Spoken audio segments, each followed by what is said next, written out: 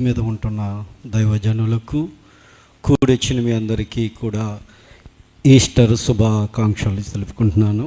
మరి దేవుడు పునరుద్ధానము జరిగినటువంటి రోజు సందర్భంగా ఈరోజు ఈ బహిరంగ సభను మరి సంఘం వాళ్ళందరూ కష్టపడి దీనిని ఈరోజు ఇలాగ ఏర్పాటు చేశారు. సంఘ బిడ్డలందరికీ కూడా దేవుడు దీవించి ఆశీర్వదించి నడిపించునుగాక. ఆమేన్. ప్రియమైన దేవుని వారలారా, దేవుడు 6 రోజులు సృష్టిని చేసి సృష్టి అనంతరము మానవుడైనటువంటి మనిషి చేతికి సృష్టినంతా అప్పగించారు. సృష్టిని అప్పగించిన తర్వాత మానవులైనటువంటి వారు ఆదాము అవ్వలు తప్పు చేసి దేవుడితో ఉండవలసిన వారు దేవునికి దూరమై బ్రతకడం ప్రారంభించారు. ఇక్కడ మనం ఆలోచించవలసిన విషయం ఏంటంటే, మనిషి పాపము చేస్తే రక్తం అన్నది అవసరమా? నినివే పట్టణస్థులు వాళ్ళ పాపము ఘోరముగా ఉన్నప్పుడు దేవుడు తన ప్రవక్తను పంపించి ప్రవక్త ద్వారాగా వాక్యాన్ని ప్రకటించిన తర్వాత వాళ్ళందరూ కూడా మారు మనసు పొందినప్పుడు వాళ్ళు క్షమించిన దేవుడు మనిషి పాపానికి రక్తం అన్నది అవసరమా? దేవుడు అన్ని చేశాడు, నక్షత్రాలను చేశారు, భూమిని చేశారు, ఈ విశ్వమంతటిని చేసినటువంటి సృష్టికర్తకి నీ పాపాలు తీయడంలో ఏమైనా కొదువు ఉందా? నీ పాపాలు తీయడము ఎంతసేపు? ఒక మనిషి పాపాన్ని తీయడము ఎంతసేపు పడుతుంది? ఆదాము మొదలుకొని నేటి వరకు పుట్టినటువంటి వారందరూ కూడా పాపాలు క్షమించబడును అని దేవుడు ఒక్క మాట పలికితే సర్వమానవాళి పాపాలంతా కూడాను పోతుంది కదా. మరి రక్తం అన్నది అవసరమా? ఆలోచించండి. రక్తం అన్నది ఎంత అవసరమో ఈరోజు మనకి తెలియాలి. ఎందుకంటే మనిషి ప్రాణము ఇందాక లై గారు చెప్పారు, ఆత్మ ఉంటేనే కానీ మనిషి బ్రతకలేడు లేదా చచ్చిపోతారు. అలాగే బైబిలు మనిషి ప్రాణానికి దేంతో లింక్ పెట్టింది అంటే,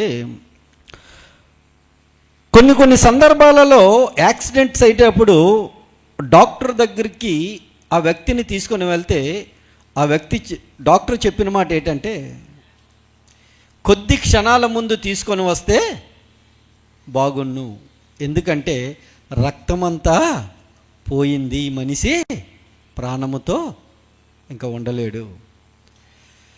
అంటే రక్తం అన్నది మనిషి ప్రాణానికి రక్తానికి లింకు పెట్టిన దేవుడు ఆ రక్తము ద్వారాగా మనిషి బ్రతుకుతున్నప్పుడు, ఆ బ్రతికిన మనిషి పాపము చేసేటప్పుడు అదే మనిషిని రక్షించడానికి రక్తం అన్నది అవసరం. లోకంలో ఒక సామెత ఉందిగా, ముళ్ళుని దేంతో తీయాలి? ముళ్ళుని కత్తితో తీయమని చెప్పారా సామెత? ముళ్ళుని ముళ్ళుతోనే, అలాగే వజ్రాన్ని వజ్రముతోనే కొయ్యాలని ఒక సామెత. ఇది మనకు అర్థమైతే రక్తం అన్నది ఎంత విలువైనదో ఒక్కసారి ఎఫెసీయులు రాసిన పత్రిక 1వ అధ్యాయము 5వ వచనములో ఒక మంచి 7వ వచనంలో ఒక మంచి మాటను రాయించాడు దేవుడు. చూడండి, ఎందుకంటే మనిషికి ఈరోజు రక్తము ఎంత అవసరం పడిందో ఈరోజు మనిషి అర్థం చేసుకోలేకపోతున్నాడు. ఎలాంటి రక్తము మనిషికి అవసరమో అన్నది ఎంత చక్కగా రాయించాడంటే దేవుడు. ఎఫెసీయులకు రాసిన పత్రిక 1వ అధ్యాయము 7వ వచనములో దేవుని కృపా మహదైశ్వర్యమును బట్టి, దేవుడు కృపా మహదైశ్వర్యమును బట్టి ఆ ప్రియుని యందు ఆయన రక్తము వలన విమోచన అనగా ఇప్పుడు సర్వ మానవాళికి విమోచన అవసరము. ఆ విమోచన మనిషికి అవసరమైతే రక్తము కూడా అవసరమే. మనిషికి విమోచన మనిషికి అవసరమైనప్పుడు ఆ మనిషి విమోచించబడడానికి రక్తము అవసరం. రక్తము, ఎవరి రక్తం అవసరం? ఎవరు చిందిస్తారో రక్తం?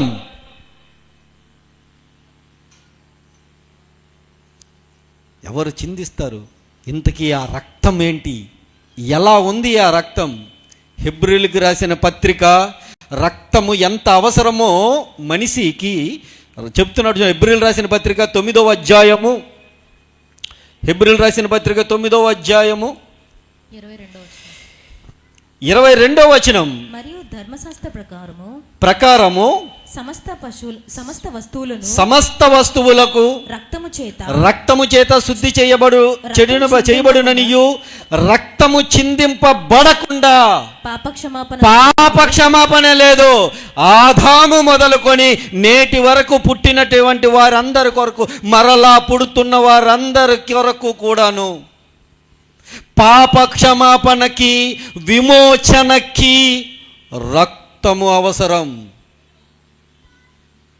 ప్రధానమైనది రక్తం. ఆ రక్తము ఎవరిది?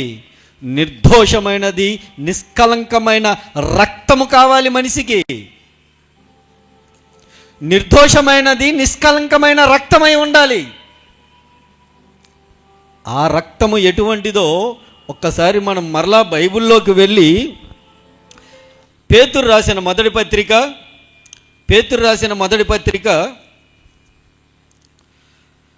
1వ అధ్యాయము 19వ వచనం. అమూల్యమైన రక్తము చేత అనగా నిర్దోషమును గొర్రెపిల్ల వంటి క్రీస్తు రక్తము చేత విమోచన సర్వ మానవాళికి ఎక్కడ నుండి వస్తుందంటే క్రీస్తు రక్తము వలనే. నువ్వు ఎవరు అయినా కావచ్చు, నీ స్థితి ఏదైనా కావచ్చు, కానీ ఒక దినాన నువ్వు మరణించాలి. ఆ మరణించక ముందే నువ్వు క్రీస్తు రక్తములో నువ్వు విమోచించబడాలి. నువ్వు విమోచించబడాలి అంటే క్రీస్తు రక్తము నీకు చాలా ప్రధానమైనది. ఆ క్రీస్తు రక్తం ఎలాగిచ్చాడో తెలుసా? ఆ క్రీస్తు రక్తము సర్వమానవాళి కొరకు సిలువ మీద ఆయన మరణించేటప్పుడు ఆయన పలుకుతున్న మాటలు ఒక్కొక్కటి మనం ఆలోచిస్తే దాని వెనకాతల ఆయన ఎంత వేదనకి గురవుతున్నాడో, ఆ రక్తము చిందించడానికి, నీ కొరకు నిన్ను బ్రతికించడానికి, నిన్ను విమోచించడానికి ఆ రక్తము ఎంత తల్లడిల్లిపోతుందో ఈరోజు నీకు అర్థం కావాలి. ఈరోజు నీకు అర్థం కావాలి. ఆ రక్తము చిందించడానికి ఆ సిలువ మీద, ఆకాశానికి భూమికి మధ్యన ఆ సిలువ మీద ఆయన పలుకుతున్న ఒక్కొక్క మాట వెనకాతల ఆయన వేదన ఎంత ఉందో అర్థం చేసుకోవాలి. ఈరోజు నువ్వు ఆయన పలికిన మాట ఏంటో తెలుసా? దాహము. ఆ దాహముతోనే చనిపోయారు ఆయన. ఆ దాహముతోనే చనిపోతూ కూడాను నిన్ను బ్రతికించుకోవడానికి, దాహముతో అయినా చచ్చిపోవడానికి సిద్ధపడ్డాడే కదా, కానీ దేహాన్ని అపవిత్ర చేసుకోవడానికి ఇష్టపడలేదు. ఆలోచించండి ప్రియ సంఘం. దాహము దాహము దాహము అంటున్నా, నీ కొరకు దాహాన్నైనా భరించాడే గాని చేదు చిలకను మాత్రం ముట్టుకోలేదు. ఎందుకో తెలుసా? నా శరీరం అపవిత్రమైతే, నా రక్తము అపవిత్రమైపోతే మీ అందరికీ నేను కాపాడుకోలేను. ఒకే ఒక్క ఆలోచన అయింది, ఒకే ఒక్క ఆలోచన, మిమ్మల్ని అందరినీ కాపాడుకో, సర్వ మానవాళికి కాపాడుకోవడానికి దాహముతో అయినా నేను చచ్చిపోతాను కానీ మిమ్మల్ని మాత్రం రక్షించకుండా విడిచిపెట్టనని ఆ సిలువ మాన మీద యేసుక్రీస్తు వారు పలికిన మాట జ్ఞాపకం చేసుకోవాలి. నీ కొరకు నా కొరకు ఆ ప్రియ తండ్రి అయిన యేసుక్రీస్తు వారు సిలువ మీద ఉన్నప్పుడు తండ్రి అయినటువంటి వారు చెయ్య విడిచేటప్పుడు ఏలి ఏలి లామా శబక్తిని అని పలికారు కదా. ఆ పలుకుల వెనకాతల బాధ ఏంటో తెలుసా? తండ్రి, సర్వ మానవాళి కూడాను నన్ను విడిచిపెట్టినా నీవు నన్ను విడిచిపెట్టవు అన్న సంగతి గ్రహించిన దేవుడు యేసుక్రీస్తు వారి చెయ్యి విడిచిపెట్టేటప్పుడు ఆయన పడిన బాధ వేదన ఒక్కసారి నీకు అర్థమైందా? నీ కొరకు క్రీస్తు వారి శరీరాన్ని విడిచిపెట్టారు కదా. మన పాపాల నిమిత్తము మన పాపాలన్నీ కూడా ఆయన మీద పెట్టి మోపినప్పుడు ఆ పాపాల నిమిత్తము ఆ తండ్రి తన చెయ్యిని విడిచిపెడుతున్నప్పుడు ఆ క్రీస్తు పడిన వేదన ఎంతో గుర్తించావా? ఆ బాధను ఎప్పుడైనా తెలుసుకున్నావా? ఎప్పుడు నీ బాధ నీదే గాని, నీ కష్టము నీదే గాని, అయ్యో సర్వ మానవాళి కొరకు లోకరక్షకుడు, జగత్ రక్షకుడు ఈ భూమి మీద కొరకు నా కొరకు రక్తాన్ని చిందించాడని ఏ రోజైనా నువ్వు ఒక్కరోజు ఆలోచించావా?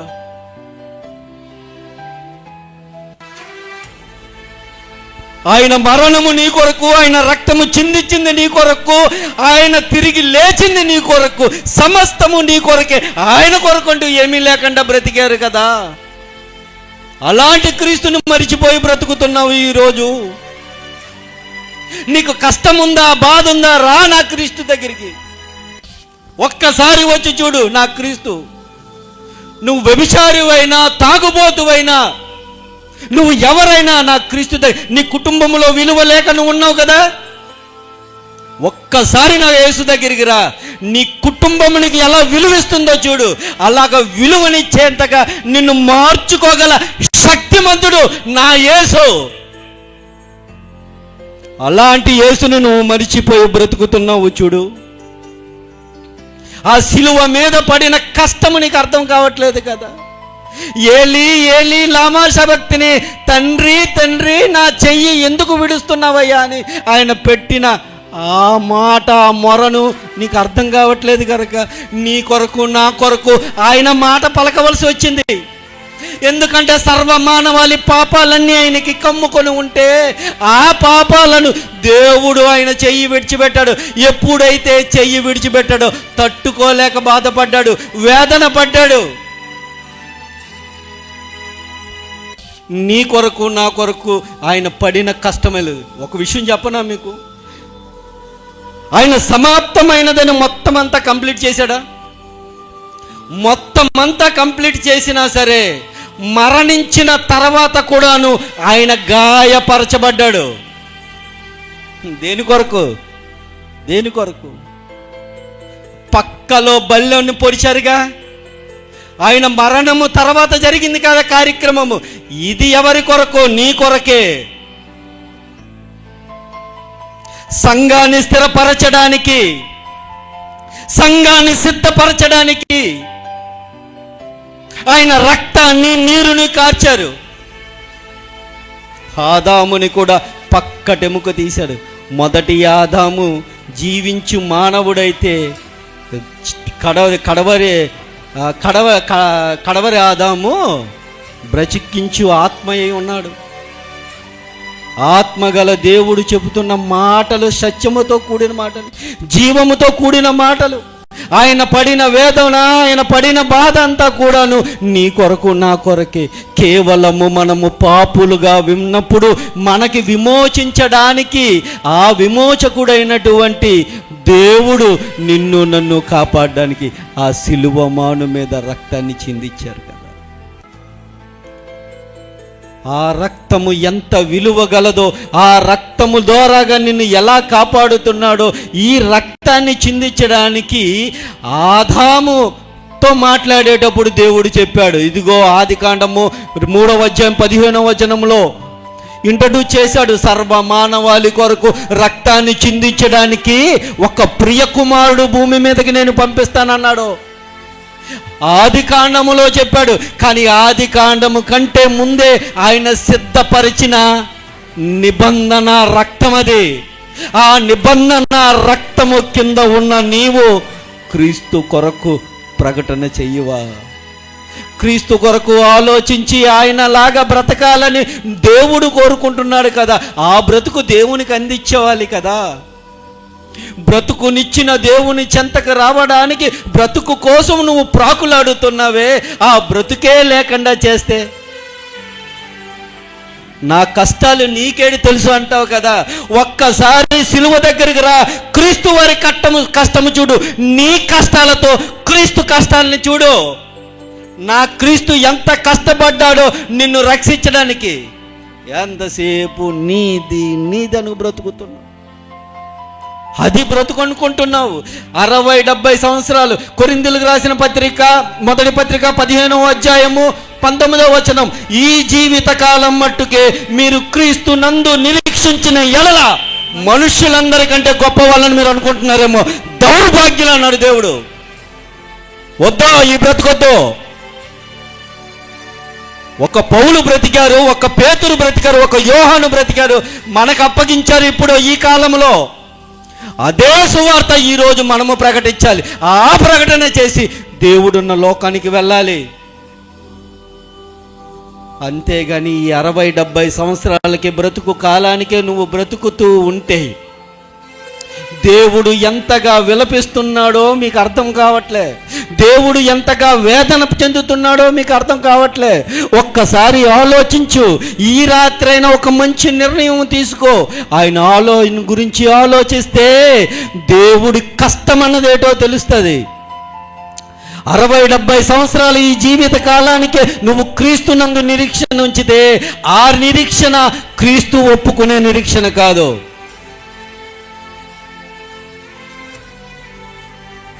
కానీ ఆ నిబంధన రక్తము కింద ఉన్నావు నువ్వు. ఆ నిబంధన రక్తం కింద ఉన్న నీవు ప్రతి దినము కూడా ఆయన కొరకు ప్రకటన చేయాలి. ఎఫెసీయులకు రాసిన పత్రిక 3వ అధ్యాయము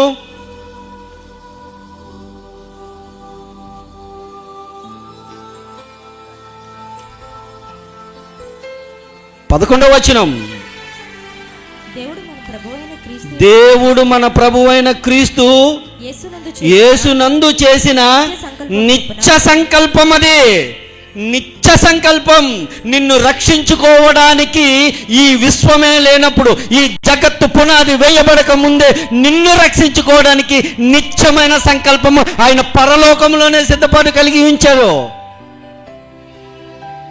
ఎందుకంటే నీవు నేను ఆయన మాట వినమన్న సంగతి ఆయనకు తెలుసు.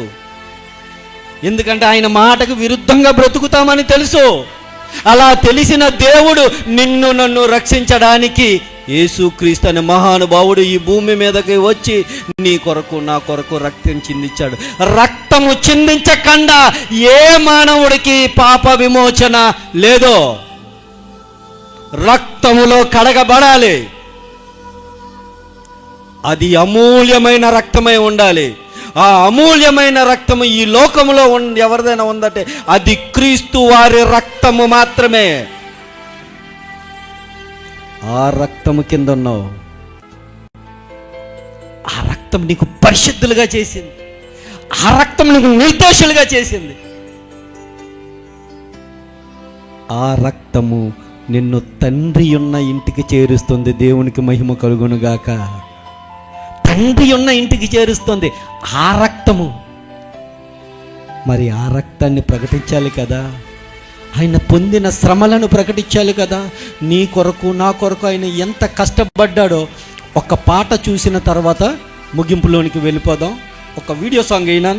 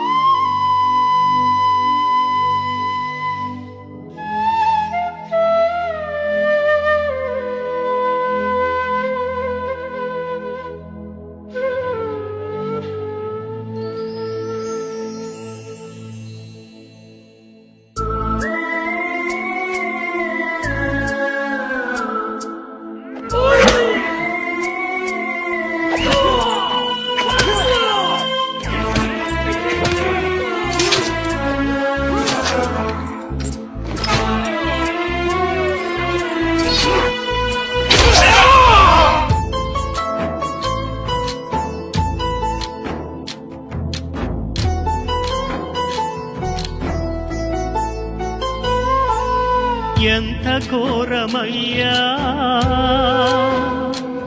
నీ సిలువ త్యాగము, ఎంత భారమయ్యా నా పాపదోషము, ఎంత ఘోరమయ్యా నీ సిలువ త్యాగము, ఎంత భారమయ్యా నా పాపదోషము. అణువణువున రక్తసిక్తమై మాంసపు ముద్దగా మారితివా, అణువణువున రక్తసిక్తమై మాంసపు ముద్దగా మారితివా, శ్రమల సిలువను మోసితివా, శ్రమల సిలువను మోసితివా, ఎంత ఘోరమయ్యా నీ సిలువ త్యాగము, ఎంత భారమయ్యా నా పాపదోషము.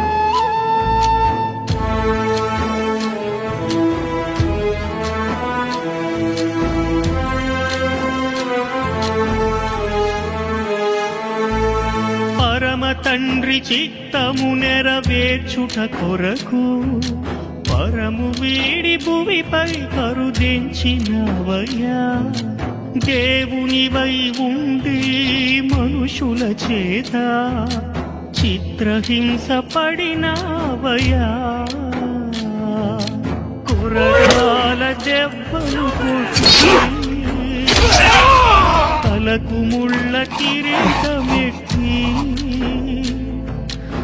మోమునా ఉన్ని వేసి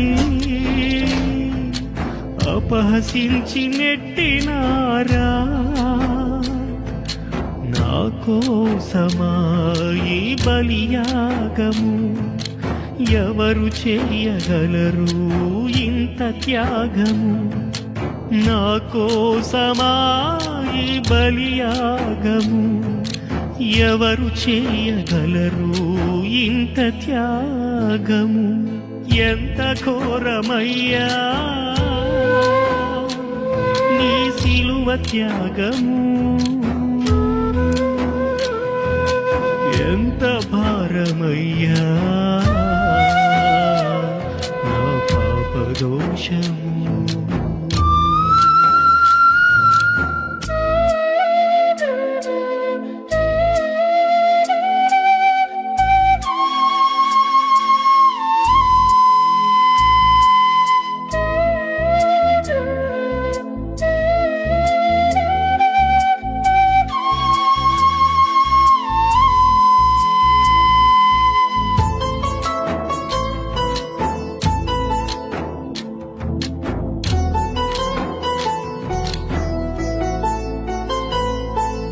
వతకు తేబడిన గొర్రె పిల్లవోలే నిన్ను నీవే అర్పించుకుంటివే, భారమైన ఆ సిలువను కలువరి వరకు నీ భుజమున పెట్టుకొని మోసితివే, కాళ్ళ చేతులలో మేకులు నేలపై రక్తధారలు, చేదు చిరక త్రాగనిచ్చెను, ప్రక్కలో పల్లెముతో పొడిచెను,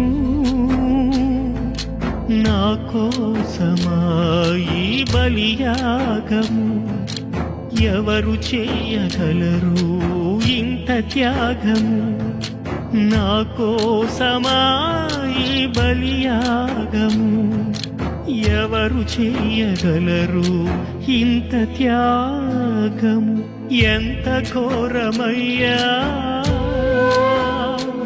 నీ సిలువ త్యాగము ఎంత భారమయ్యా నా పాపదోషము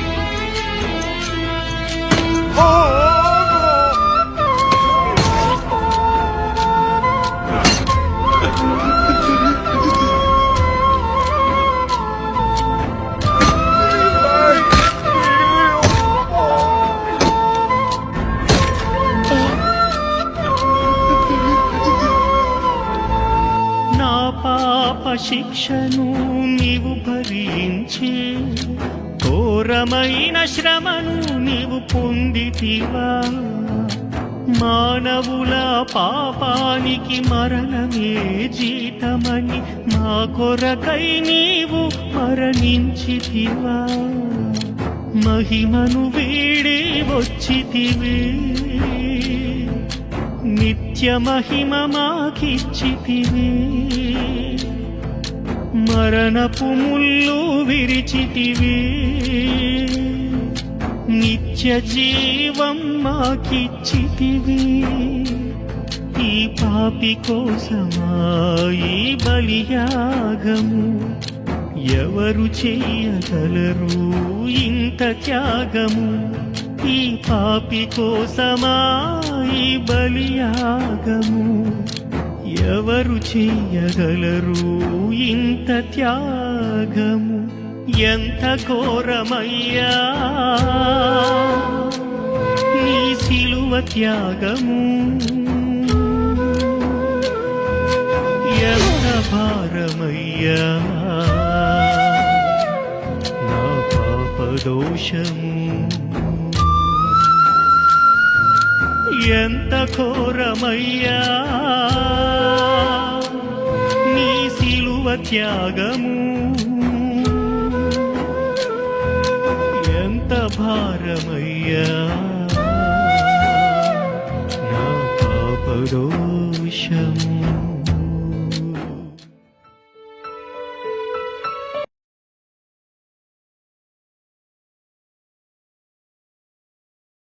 కొరడా దెబ్బలతో కొట్టిన ఇప్పుడే చూశారు కదా అంతగా హింసించినా సరే నిన్ను రక్షించుకోవడానికి చావనైనా చావడానికి సిద్ధపడ్డాడే తప్ప చావు నుండి వెళ్ళిపోవడానికి ఇష్టపడలేదు చావు నుండి తప్పించుకోవడానికి ఇష్టపడలేదు నిన్ను రక్షించుకోవడానికి ఈరోజు చూసావు కదా అన్ని శ్రమలు పడినా అన్ని బాధలు పడినా అంత వేదన పడినా నిన్ను రక్షించుకోవడానికి ప్రియమైన దేవుని పిల్లల ఆ నిబంధన రక్తము కింద ఉన్న నీవు ఆయన కొరకు ప్రకటించి ఆయన ఉన్న లోకానికి వెళ్ళాలని నేను మిమ్మల్ని అందరినీ కోరుకుంటూ నా మాటలు ముగిస్తున్నాను. కళ్ళు మూసుకుంటూ చిన్న ప్రాంతం సకలాశీర్వాదాలకు కారణభూతులైన నా ప్రియ పరలోకపు తండ్రి, అయ్యా మీ పిల్లలకి నాయనా తండ్రి సిలువలో మీరు ఎంతగా మా కొరకు శ్రమలు పడ్డారన్న విషయాలను గురించి చెప్పి ఉన్నాను తండ్రి. విన్న మీ పిల్లలు వాటిని గ్రహించి మీ కొరకు ఈ భూమి మీద బ్రతికే పిల్లలుగా తీర్చి